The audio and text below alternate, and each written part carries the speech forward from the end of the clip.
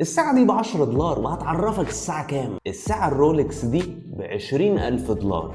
مش بس هدفها انها تقولك الساعة كام، دي بتحكي قصة نجاح، هيبة، مستوى اجتماعي معين. دراسة اتعملت في جامعة هارفارد سنة 2016 أثبتت إن المستهلكين مش بيشتروا المنتج لأن شايفينه أرخص، بالعكس اكتشفوا إن العملاء بتقرر إنها تدفع أكتر في الحاجة اللي تديهم التجربة، الإحساس اللي يخليهم إن هم موجودين. لما حضرتك بتنافس بالسعر بس بتخش في حرب استنزاف، كل ما تنزل السعر المنافس بتاعك ينزل السعر تاني، في الآخر الكل بيبقى خسران. البراندات العادية بتتنافس على السعر، أما البراندات القوية بتتنافس على هي بتدي إيه للعميل من هوية وقيمة. خليني أقول لك مثال، إن واحد زي إيلون ماسك أول ما مسك فلوس في إيده أول حاجة جاب عربية غالية جدا. كان الهدف إنه يخش وسط مستويات الناس اللي معاها العربيات دي.